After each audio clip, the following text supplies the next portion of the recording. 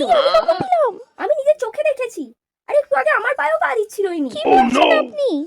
লজ্জা করে না এইভাবে ট্রেনেতে সবার পায়ে পা দিচ্ছেন? অসভ্য মহিলা। ইনি দিচ্ছেন? হ্যাঁ ইনি সবার পায়ে পা দিচ্ছেন। না, আমি কিছু করিনি। মারুন মারুন মারুন। মারো মারো, সবাই মারো। মারুন মারুন, আচ্ছা করে মারুন।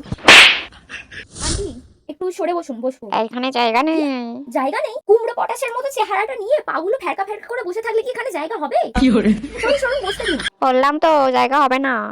আমি কিন্তু শেষবারের জন্য বলছি, সরবেন নাকি নাকি আমি আপনার কোলে বসে পড়বো? যা ইচ্ছা করো। তার মানে আপনি সরবেন না, তাই তো? দেখ শালা, আজকে কোলেই বসে পড়বো। এই এই, কি করছো? সরো সরো, আমার কোল থেকে সরো। উঠবো না, যা করার করে নিন। টিকিট, এই মেয়ে তোমার টিকিটটা দাও। কাকু, টিকিটটা ব্যাগেই ছিল, এখন খুঁজে পাচ্ছি না। টিটি কাকু বলো। এই ঢপ মারছে। কি? হ্যাঁ, আরে এই একটু আগে নিজের বয়ফ্রেন্ডকে ফোন করে বলছিল যে আমি তো কোনোদিনও টিকিট কাটিনি আর কাটবও না। এটা হচ্ছে আমার বাপের ট্রেন। দেখি কোন সালা ঢ্যামনা টিটি কি করে আমার। কি তুমি এসব বলছিলে আমার নামে? না কাকু, আমি বলিনি।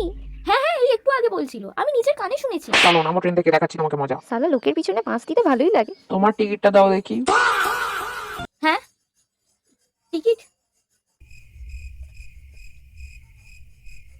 আসলে কাকু আমি টিকিট কেটেছিলাম, কিন্তু এখন খুঁজে পাচ্ছি না। মিথ্যে কথা বলার অপরাধে তোমার 5 বছর জেল হবে।